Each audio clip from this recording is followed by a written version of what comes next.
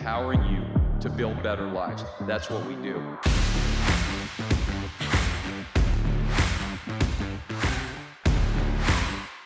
So welcome to this edition and episode of Empower, a podcast dedicated to the process of becoming stronger and more self-confident in life. I'm so excited to be here with my good friend Laura Kall, who's an amazing leader, inspirer, if that's a word, in our business. And we're going to get into this more, Laura. So thanks for joining us from Miami/Connecticut, right? You kind of split your time? Yep. So Laura, we're going to jump right into this first of all. And let me, the background is, right, you have been in the business for 36 years, which I can't believe based on how you look, that's even possible, right?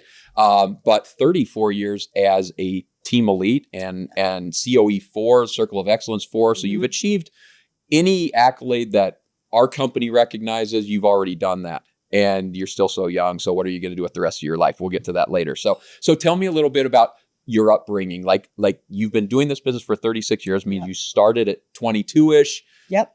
Tell me how you got to where you are, but I want to go further back to your mom and dad. You were raised in Connecticut, East Coast? Raised in Long Island. Long Island. Mm-hmm. Long Island. I'm a Long Island Understood. girl. And mom and dad? Yep. Mom and dad raised me with amazing values, always had a good work ethic.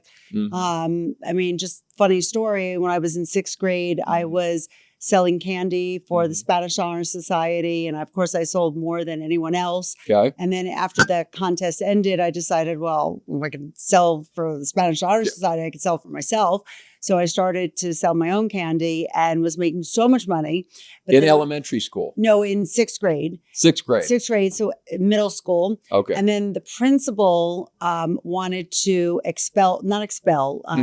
like you get in trouble. You go to the whatever. Detention or something detention. For selling candy. So, exactly. Bootlegging candy. Exactly. So called my parents. My father came in and said, "You're going to, punish my child for being an entrepreneur? Richard, that is crazy." Yeah, I'm pulling her out. Yeah, exactly. And so I don't even remember. I think I got out of the detention and then was selling, whatever, sweatshirts and college. Always had that entrepreneur. Always bug. doing something. Yes. So siblings? 2 sisters. Older, younger? I'm the middle. You're the middle. So you're middle child? Middle. I'm middle of part 8 of the though. sandwich. So yeah. Best part. Yeah. That's where the meat is. The buns are wasteful. You can throw those away, right? Exactly. So as a middle child, how did that define you? Have you read Birth Order, by the way? I've not, but I've heard so much on Birth Order. So middle children, but how did that define you or did it not? You just don't think it had any bearing honestly, on I think being the middle is the best because when I felt no expectations. When I felt like being more mature, I could hang with my older sister. Yeah. And when I wanted to be goofy or get into a little trouble, I would hang with my younger sister. Yeah. And I don't know. I think like middle children are a little spicy or a little more, we don't have the same expectation. No expectation, right? They say that it's like, it's crazy ridiculous. In the Birth Order book, they talk about the percentage of presidents of the United States that were oldest children. Oh, yeah. It's like over 80%. It's crazy. Right. And then they have a lot of youngest children stats. Right. All the middle stats are like, we kind of just got lost, right? Okay. So we weren't as driven, but you clearly broke the mold when it came to that. Because, and you did too. Well, not really, but we're going to come to this because you had a very big power move when you got into the business at an early age. We're going to get to that in a second. So you're entrepreneurial, clearly self-confident. If you were a salesperson, definitely. Did you ever feel self-conscious as a kid? You remember that? Never. And I don't actually. And even today. Yeah. No. That's the curse you've been born to bear. I really always have been confident. will say that I do feel a lot of that. It's probably internal. Okay. But I do feel like I was brought up with that. You can do anything, be anything. Okay. I never even honestly understood that there was a difference between women and men in their ability to earn in the workforce. No idea. I never realized there was a disadvantage. I actually thought it was an advantage to be a woman. And I don't know. How did you get that in your upbringing? Did your mom work? My mom did not work when we were younger. Okay. She did when we were in high school. Okay. But my parents were just very positive and so that was never a consideration. Never a consideration. How were you at school? I assume you were relatively smart. Did you get good grades? Pretty diligent. I assume so. In high school. Okay. And that shipped you off to College. what college? I went to SUNY Binghamton, Okay. and I was in their School of Management and graduated, East magna Coast cum laude. private, small, how big? Actually, state school, public. It's public? I mean, yeah, state. It's definitely not private. Okay. Because at that time, my parents really believed. My father didn't go to college. He actually didn't even graduate high school. So he was not a big fan of college. Okay. My mother was. And so the compromise was state school unless you knew what you wanted to do. Like if you wanted to be a doctor, a lawyer, or an accountant, you could go. And I could have gone anywhere with a 4.0. But the best school that was available to me was state school, was Binghamton. And I loved it. I, to this day, feel like I got an amazing education. And I'm not familiar with Binghamton. How far away from home was that for you? 3.5 hours. 3.5. So far enough to be on your own. Oh, I did not come home unless it was Thanksgiving, Christmas, vacations. And why did you decide on management?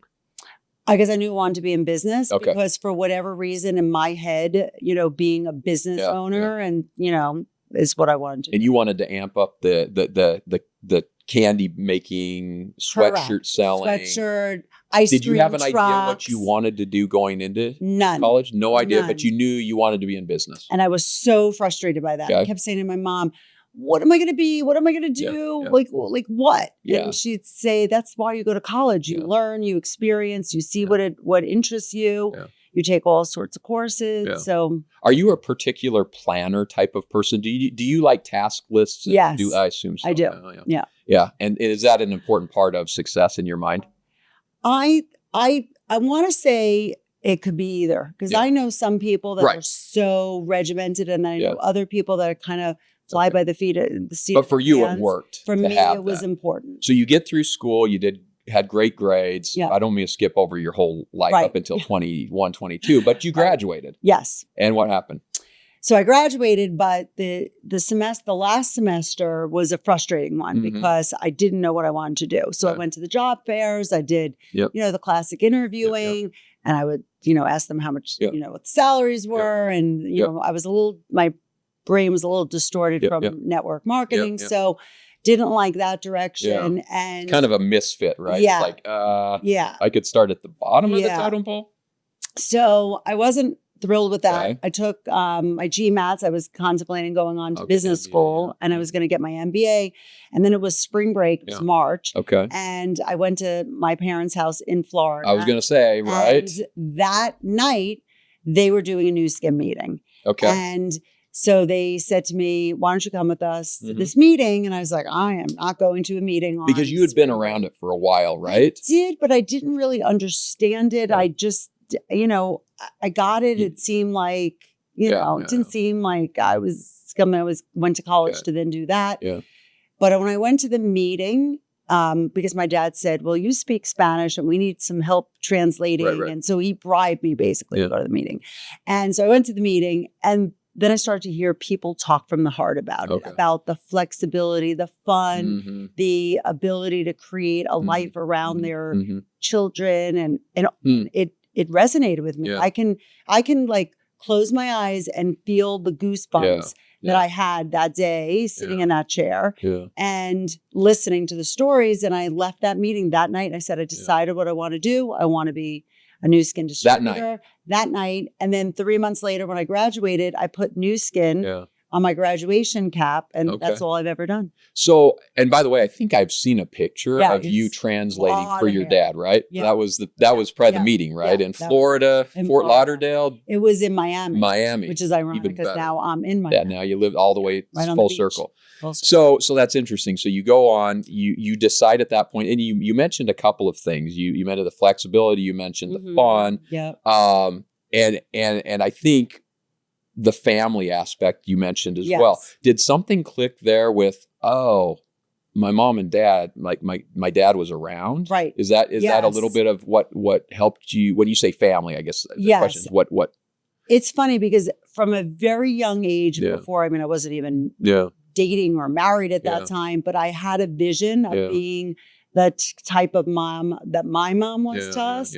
being home, being present. For sure. But I also knew that that alone wasn't enough for me, that Yeah. I wanted to be independent. I wanted to have my own finances and financial security, and I wanted to work. But how do you have both in a typical environment? So you saw that connection that way of okay, my mom was there for us, but I want to be independent myself, which by the way, like I have 2 daughters, that's top of mind for me around how they feel that way. Interestingly, I was just on a flight back from Korea a couple months ago, and I was on one of the airlines. So I travel like 4 different airlines, and they came out, and the pilot came out, and he recognized me for 3 million miles, right? For hitting 3 million. And he goes, congratulations. The whole flight home, I was sick to my stomach because because I was adding up just on that one airline. Now put 4 together. How many weeks I've spent away from my kids on the corporate side. And I don't mean to discourage all of our friends that hear that on the corporate side, like we quit, but I added it up and I realized I've missed somewhere between 4 and 5 years of my kids' lives because, and I know you've been away, but emphasizing the point you're making, which is defining from the get-go what kind of life you want is largely going to be determined by where you spend your time and how you spend your time. So you made that connection really early on. Right away. And okay, so you decide you graduate. Now take me through the first few years of getting into this. So I first start in the business, and first thing my dad says to me is, okay, so what are you going to do? Who are you going to talk to? Everyone in our family knows about the business. Your friends are all going back to law school, med school, grad school. What are you going to talk to? And I said, I don't know, somehow, some way I'll figure it out. And I put on a cute little business suit, and I would go into New York City, and I don't even know why. Cold call right face downtown. Stop, successful looking businessmen in suits, because that was my image of what I was doing. And it certainly wasn't young females like, we see today how the industry has changed a lot. But so I would walk up to successful looking businessmen and just say, excuse me, can I ask you a crazy question? And they'd say yes. And I'd say, would you consider yourself an open-minded business person? Now, total setup question. Yeah. And everyone would be like, yeah, why? And I'd say, well, because I happen to be expanding a business in the area, and I'm looking for people to talk to. And would you be open to supplementing and diversifying your income? Do you have a business card? And I would just take their card pitch, and then call them the next day and be very serious. And I was always thinking, are they going to take me seriously as a 22-year-old? And I would say, I'm just the messenger, but I'd like to invite you to. I love it.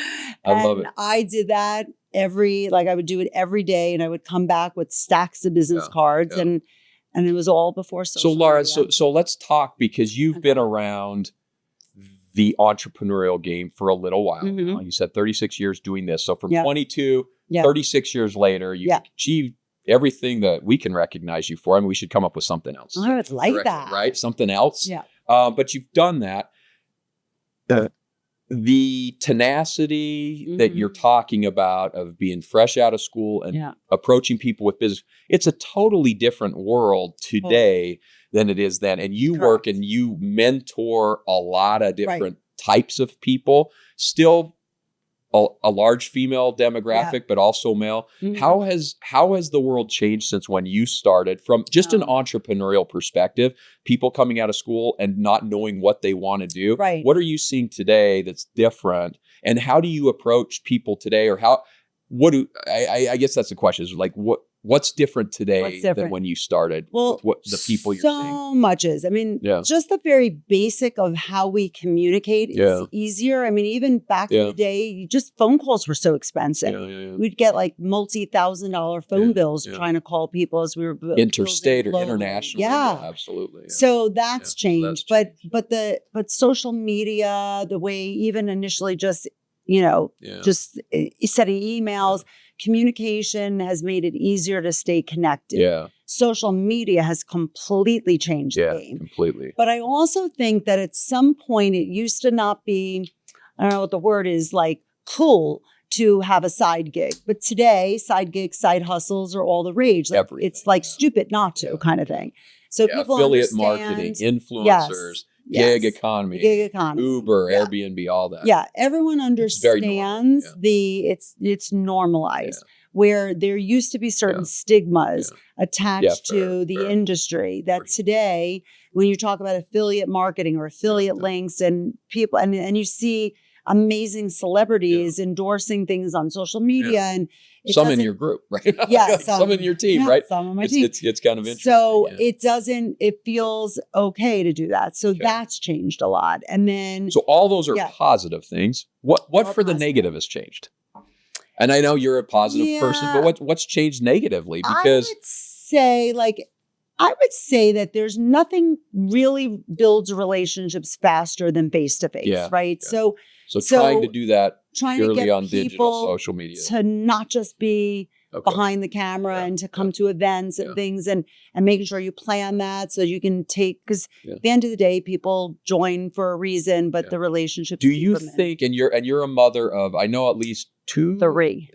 2 boys and a girl? 2 boys and a girl. That's and what's their order? So my daughter's 28, and then I have a 26 and a 23-year-old. So what does she do? What are they? So my daughter is a occupational therapist. Awesome. My middle son works in the fintech space as an analyst, and my youngest is working for Citibank as an analyst. Are they all in the city? The 2 are in the city. Where's the third, and my middle son is in Colorado because he is working remotely and he likes to ski. He's in Colorado, like Breckenridge. He's in Denver. Okay. So he just skis every weekend. Okay.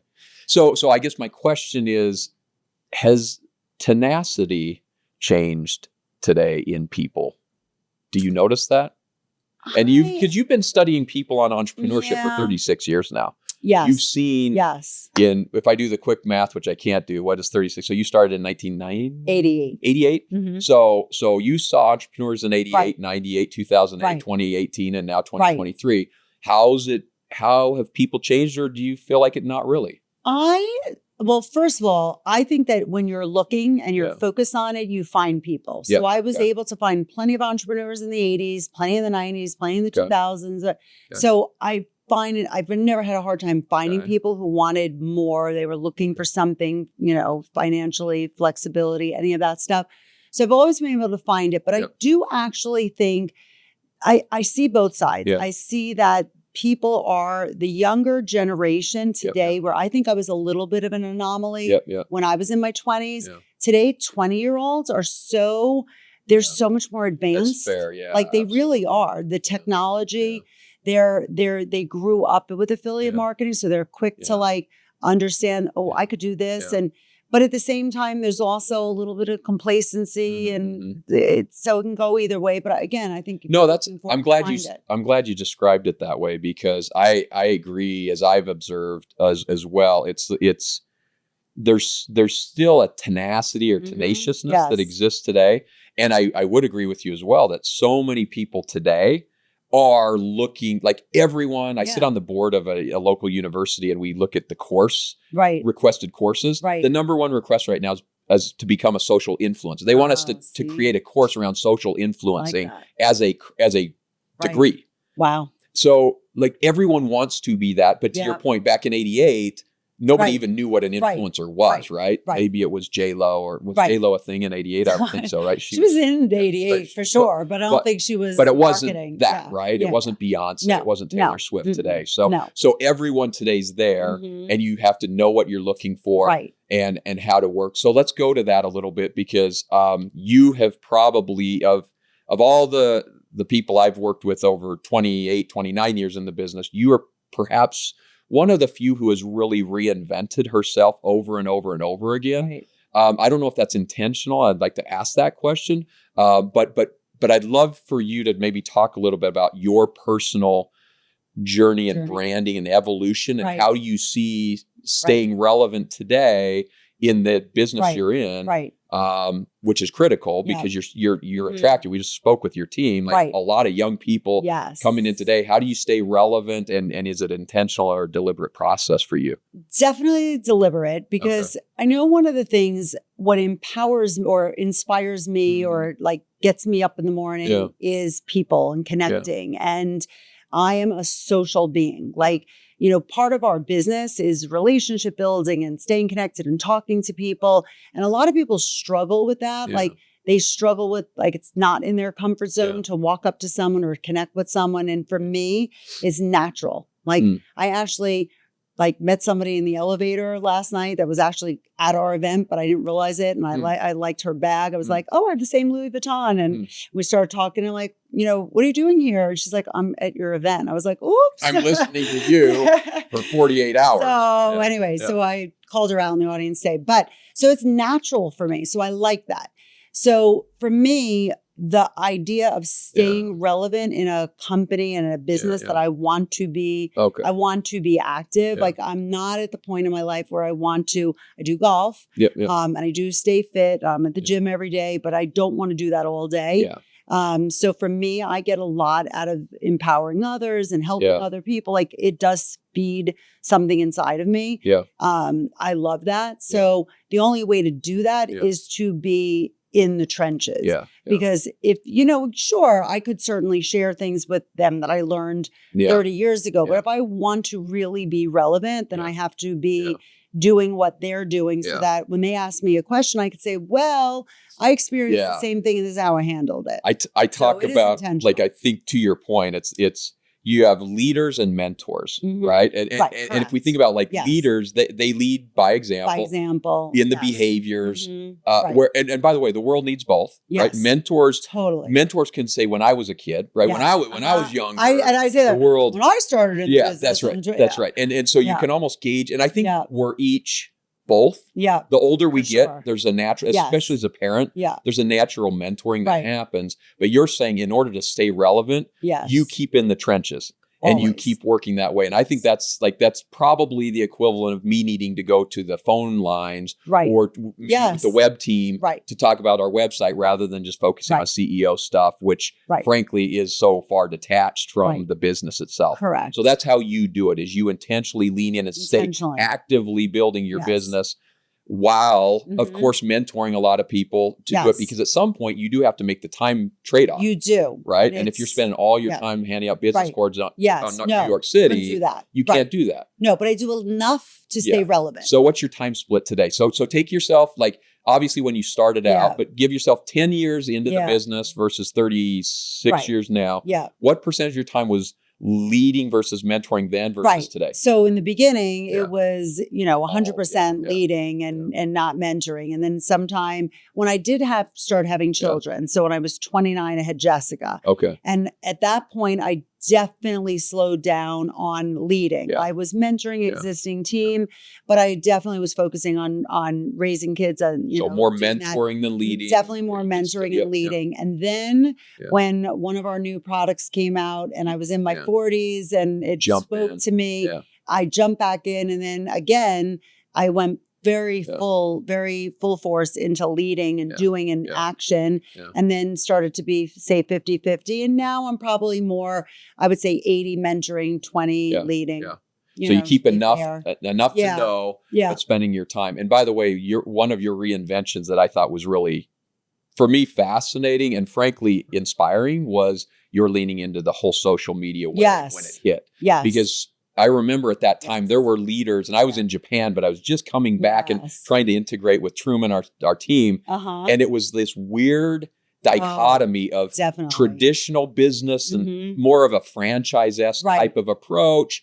And all of a sudden there was this new way of influencer, affiliate, micro, nano. And it didn't make sense. And it didn't make sense at all. We were like, what? It was like almost an invert, like a mirror image upside down of the business. And yet there were a few of you that said, I'm going to jump in and learn this.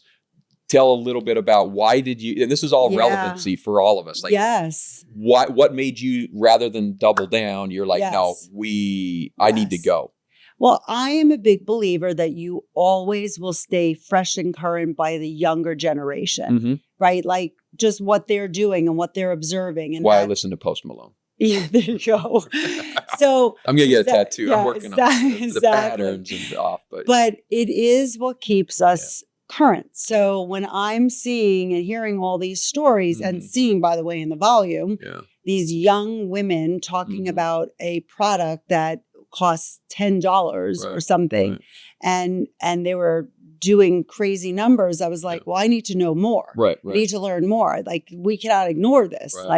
You can't ignore, you can't put your head in the sand. Yeah. So to me, that was a way, and the only way I was ever going to learn it again is if I jumped in and tried it. And so I pulled together a segment of my team and I said, I think there's something special here. And I think you guys would do really well with it. Let's try it together. We're not going to disrupt. I'm not going to experiment with something across my whole team, but I certainly believe in experimenting and creating new team and around that model that it wouldn't disrupt what I already had created over, a couple of decades. So that's how it started. You made the statement, and I think this is really critical. So I found there's two different mindsets as I get older, and my peers, my friends. There are those who want to stay current, as you said, right, and then there are those who love to stay in what they know, right, and you clearly are of the other mindset, right? It's very much like let's stay current, let's keep with growing our respect to foundation for sure. And principles and values and all but you're that. Learning that and applying it. So that mindset, I think, is a critical part of it. And I know we're getting a little short on time, and I do want to get to, because you said your passion, I want to get to where you are now and what you want to achieve over the next 7 or 8 decades of your life. Ooh, right? 7 or 8 decades. We have good products, so is that possible? Yeah. But what fuels you now, Laura? Because you've achieved effectively everything that, I don't know your personal goals. Yeah. I look at your life and I know you're in business. Right. You've achieved what you need to achieve, certainly to have a great life and family and all that. Yes. What keeps you going other than you want to stay current and all that? There's an innate desire, but what do you want to accomplish? What's that passion and what are you going to accomplish in the next 50 years? Just right now, for me, where I'm at in my life, I want to stay engaged with people and making a difference. Because again, like, I feel like that is the best way, to really make an impact on someone's life, is to teach them how to change what they're doing. And for me, like, I feel this incredible sense of give back. Like when you have this much that you've been blessed with, that it would, it is important to give back and to pass it on and pay it forward and do all of that. And they're just principles that are really deep inside of me. Like that whole pay back, pay it forward, give back is really important to me. So this is a way of doing it. And, believe me, like, nobody has to feel that sorry for me. I balance it well with playing golf and working out. I see your Instagram. Playing canasta and traveling and stuff with my family and my kids. It's balanced, but the part of giving back and teaching and passing that forward and is really important to me. It's definitely a cornerstone for me. You said and I love the word blessed, right? I was reading an Aurelius quote, Meditations, last night, and it's the line of, we make our own luck, or we position ourselves in order to find our own luck. Right. And luck and blessings and gratitude. Yeah. But I love when we index more on the blessing side and the gratitude side, because to your point, especially in our business, success is certainly a group effort, a team effort. And so as you say, giving back, you have that fuel to help other people to do that. I think that's probably the most powerful motivator out there, right? On Maslow hierarchy of needs. They say it's enlightenment. In my view, enlightenment is helping other people to now find what you were able to find. And by the way, a lot of people didn't come from a family environment that even gave them that window to know what they wanted. And so you're now in that journey of helping others to do that. Yeah. And that's exciting. It's very exciting. Okay. Well, listen, I would love to go longer on this thing, because there were questions I didn't even get to, such as the first time I saw you on stage. So it was 1995. I was new to the company. I was 22 years old. And all of a sudden they recognize Laura Kall, and she walks across the stage, and I'm like, wow, she's my age, and she's on the stage being recognized for like the top achievement. And you are a great business person as well. So we're going to have to save that to another broadcast. Love it. But just want to say thank you for being an inspiration, and especially with your team being here. and seeing all the different lives you're touching. I hope you do step back once in a while and realize you are changing lives, right? You are literally empowering people every day. And that's inspiring for us. So that's why I do what I do. So thank you for being here. Thank you. So thanks, everybody. Thanks for joining, and we'll see you later.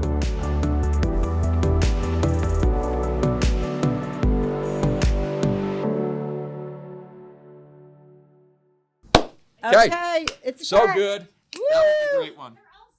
Right? They're so different. Like this one, we actually